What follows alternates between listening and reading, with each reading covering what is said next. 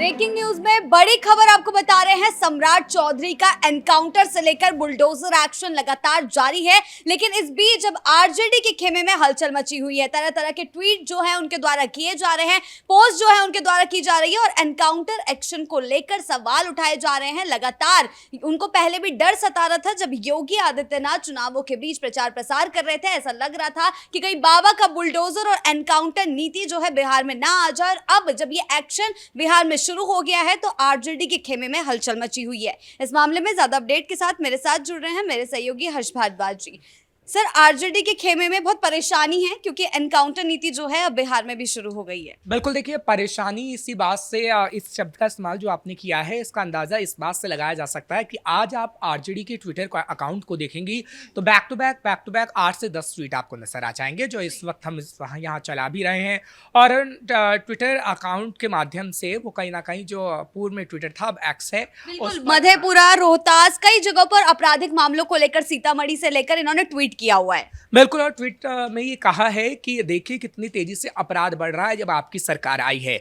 लेकिन कहीं ना कहीं उन्हें ये नहीं पता है कि कैसे उन अपराधियों को एनकाउंटर में मारा जा रहा है, उन्हें लंगड़ा किया जा रहा है, उनकी अवैध संपत्तियों पर बुलडोजर चलाने का भी काम किया जा रहा है। देखिए, एनडीए की सरकार ऐसा नहीं है कि पहले नहीं थी। एनडीए की सरकार पहले भी थी और अपराधियों में वो खौफ पैदा करने की कोशिश कर रही थी। लेकिन अब गृह विभाग सम्राट चौधरी के पास है, इसलिए सम्राट चौधरी ने एनकाउंटर का रास्ता चुना है जो योगी आदित्यनाथ ने एक एग्जाम्पल सेट किया है। देखिए, एनकाउंटर ऐसा नहीं है कि किसी का भी एनकाउंटर हो जाएगा। एनकाउंटर होता है उन अपराधियों का जो खास तौर पर अपराध करते हैं और फिर पुलिस को चकमा देके भागने की कोशिश करते हैं या फिर पुलिस आत्मरक्षा के तौर पर एनकाउंटर करती है जब वो अपराधी पुलिसकर्मी पर हमला करने की कोशिश करता है। और ये स्थितियां हमने उत्तर प्रदेश में भी देखी है और ये स्थितियां हम बिहार के अंदर भी देख रहे हैं। लेकिन तेजस्वी इसलिए डरे हुए हैं क्योंकि हमने जो कल खबर दिखाई थी कि कैसे 3000 अपराधियों की लिस्ट तैयार की गई है। एक मीटिंग भी हुई थी सम्राट चौधरी की पुलिस अधिकारियों के साथ और उसमें लिस्ट तैयार की गई है। और वो जो अपराधी हैं उन अपराधियों में कुछ अपराधी ऐसे हैं जो तेजस्वी के करीबी हैं। और जब अब एनकाउंटर हो रहा है तो तेजस्वी को डर लग रहा है, इसलिए तेजस्वी बार बार ये सवाल उठा रहे हैं कि देखिए यहाँ अपराध हो रहा है, यहाँ चोरी हो रही है, यहाँ डकैती हो रही है और यहाँ पर आप कोई कार्रवाई नहीं कर रहे हैं। जबकि जिस जिस जगह का उन्होंने नाम लिया है वहां पर अभी पुलिस की तरफ से कोई आधिकारिक बयान सामने नहीं आया है। और तेजस्वी पहले से ही, आरजेडी पहले से ही इन बातों को कहने लगी है कि देखिए यहाँ अपराध हो गया और यहाँ पर ऐसी चीजें हुई हैं, जबकि ना तो कोई फोटो वीडियो है, ना ही पुलिस की तरफ से कोई कंफर्मेशन दी गई है। कभी भी कोई बड़ा अपराध होता है या कोई भी अपराध होता है तो पुलिस की तरफ से कंफर्मेशन दी जाती है, पुलिस की तरफ से बयान दिया जाता है, प्रेस कॉन्फ्रेंस की जाती है। लेकिन ऐसा जहां पर माधेपुरा और अलग अलग जगह आरजेडी की तरफ से ट्वीट किया गया है वहां पर हम लोगों ने भी खंगालने की कोशिश की है। हाँ, वहां पर ऐसी घटनाएं जरूर हुई, लेकिन अभी जब तक पुलिस इसकी पुष्टि नहीं कर देगी हम कोई आधिकारिक रूप से इसकी बात को नहीं कह सकते हैं। लेकिन तेजस्वी ने पहले ही आधिकारिक रूप से इसे कह दिया है, जबकि उनको इस मामले में कुछ पता भी नहीं है। और आरजेडी के ऑफिशियल अकाउंट से हम देख रहे हैं कि ट्वीट किया गया है जो कहीं ना कहीं उस डर को दिखाता है जो कहीं ना कहीं सम्राट चौधरी अपराधियों के मन में पैदा करने की कोशिश कर रहे हैं। क्योंकि देखिए, अपराधियों के मन में खौफ होगा तभी कहीं ना कहीं अपराधी बाहर जाएंगे बिहार से, या फिर हम देखेंगे कि अपराध बेहद कम होगा, क्योंकि अपराधियों में जो खौफ पैदा करने की कोशिश योगी आदित्यनाथ ने उत्तर प्रदेश में की है वैसा ही बिहार में सम्राट चौधरी कर रहे हैं। हाँ, यूपी से अपराधी जो हैं शहर छोड़कर भागने के लिए मजबूर हो गए थे और इसी तर्ज पर बिहार में भी जब ये एक्शन चल रहा है तो अपराधियों के खिलाफ सख्त से सख्त एक्शन लिया जा रहा है। बिल्कुल, देखिए उत्तर प्रदेश ने एक एग्जाम्पल सेट किया है, चाहे फिर अपराधी हो या फिर कट्टरपंथी हो, किस तरीके से उनके मन में खौफ पैदा किया है। अभी हाल ही का एग्जाम्पल लेते हैं बरेली का। जब बरेली में मौलाना तौकीर रजा ने कहीं ना कहीं हिंसा भड़काने की कोशिश की तो योगी आदित्यनाथ ने उससे पहले ही कह दिया था, जब हिंसा भड़कने वाली थी उससे पहले ही कहा गया था कि कुछ जो मौलाना और कट्टरपंथी हैं वो कर्फ्यू लगाने की कोशिश करते हैं। लेकिन अब उत्तर प्रदेश में ऐसा नहीं होगा क्योंकि योगी आदित्यनाथ की सरकार है। और आज आप देखिए कि मौलाना अब तक जेल से बाहर नहीं निकला है और कट्टरपंथियों पर किस तरीके से बड़ी कार्रवाई हो रही है। एक एग्जाम्पल अपराधियों के लिए योगी आदित्यनाथ ने सेट किया है। अब तक आपने देखा कि उत्तर प्रदेश पुलिस पूरा आंकड़ा दे चुकी है कि 2017 से लेकर अब तक कितने एनकाउंटर हुए हैं, कितनों को लंगड़ा किया गया है। और कहीं ना कहीं जो बुलडोजर की कार्रवाई की गई है कि अवैध तरीके से जो अवैध संपत्तियां बनाई गई थी उस पर जो बुलडोजर गर्जा है, चाहे फिर मुख्तार अंसारी का जिक्र करें या फिर कट्टरपंथियों का जिक्र करें, जैसे मौलाना तौकीर रजा का जिक्र करें, क्योंकि उनकी अवैध संपत्तियों पर जब बुलडोजर गरजा तो अब उनकी जो अवैध संपत्ति थी वहां पर कहीं ना कहीं गरीबों को आवाज दिए जाएंगे। तो ये जो एग्जाम्पल है वो 2017 से सेट किया गया है 2025 तक, यानी थोड़ा टाइम जरूर लगा है। हम ये नहीं कह रहे हैं, क्योंकि देखिए पहले गृह विभाग था नीतीश के पास और नीतीश मुख्यमंत्री भी थे, एनडीए की गवर्नमेंट जरूर थी, लेकिन दोनों को आपस में मिलजुल के काम करना होता था। अभी भी मिलजुल के ही काम करना होगा, लेकिन जब गृह विभाग है तो बीजेपी कहीं ना कहीं एक एग्जाम्पल सेट करने की जरूर कोशिश करेगी, क्योंकि बीजेपी को दिखाना है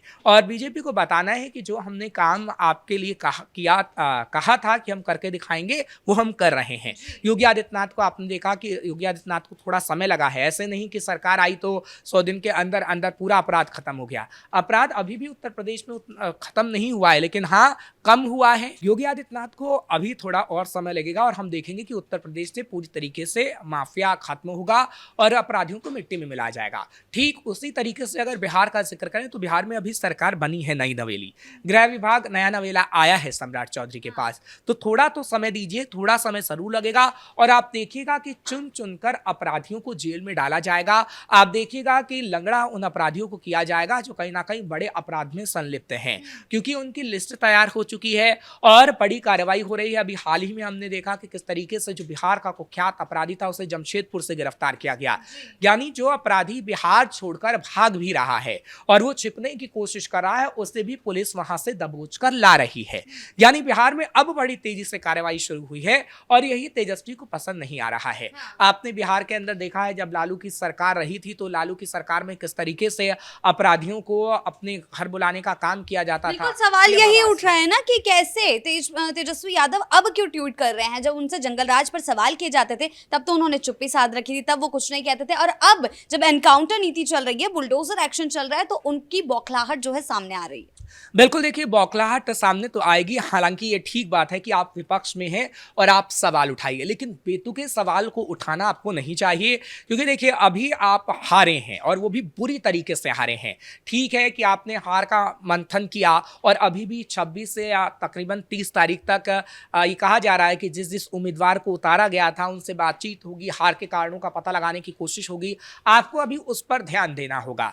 आप विपक्ष की तरह सवाल उठाइए, लेकिन मैं बार बार कहता हूं कि विपक्ष ने वो सवाल हमेशा से वाजिब नहीं उठाए हैं जिसका कहीं ना कहीं औचित्य समझ में आ सके बिहार के लोगों को, और जब वो वाजिब सवाल नहीं उठाती है तो कहीं ना कहीं उसे हारना पड़ता है। और इस बार भी वही हुआ है कि जिन मुद्दों को बिहार में चुनावी मौसम में उठाया गया है वो मुद्दे कहीं ना कहीं काम नहीं आ पाए हैं तेजस्वी के लिए, और तेजस्वी को अभी 5 साल पूरी तैयारी करनी होगी, उन मुद्दों पर अहमियत देनी होगी जिन मुद्दों को वाकई उठा सकें। लेकिन वो बेतुके मुद्दे को उठाएंगे और इस मुद्दे को उठाएंगे एनकाउंटर को। जब एनकाउंटर हो रहा है, अपराधियों का खात्मा हो रहा है, तो कहीं ना कहीं जनता तो ये सवाल करेगी कि एक तरफ सम्राट चौधरी अपराधियों का खात्मा कर रहे हैं और तेजस्वी सवाल उठा रहे हैं, तो कहीं ना कहीं तेजस्वी तो अखिलेश यादव वाला काम कर रहे हैं कि जब भी एनकाउंटर होता है उत्तर प्रदेश में वो कहते हैं कि देखिए झूठे तरीके से एनकाउंटर हुआ और कैसे एनकाउंटर किया जा रहा है, मुसलमानों को प्रताड़ित किया जा रहा है, एक विशेष समुदाय को टारगेट किया जा रहा है, वही काम आप कर रहे हैं। अखिलेश यादव ने देखा कि अखिलेश यादव सत्ता से अभी तक बाहर है और तेजस्वी यादव भी क्या उसी तरीके से बाहर रहना चाहते हैं, तो कहीं ना कहीं अखिलेश यादव को सोचना होगा, मुद्दों का चुनाव करना होगा कि हम किस मुद्दे पर सरकार को टारगेट कर सकते हैं। उन मुद्दों पर आप टारगेट मत करिए जो जनता को सीधे पसंद आ रहे हैं।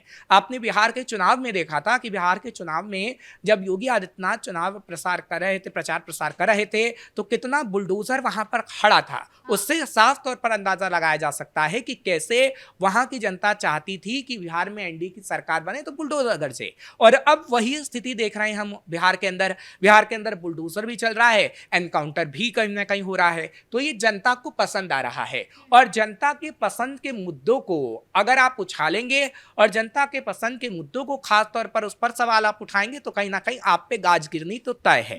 और इसलिए तेजस्वी को कहीं ना कहीं समझना होगा कि आपको अपनी रणनीति को बदलना ही होगा। अगर आपने अपनी रणनीति नहीं बदली तो आप 2030 में भी ऐसे धाराशायी होंगे और अभी तो आप 25 सीट पर सिमटे हैं, तब आपको शायद 2 सीट भी ना नसीब हो, लेकिन आपको मुद्दों का चुनाव करना ही होगा।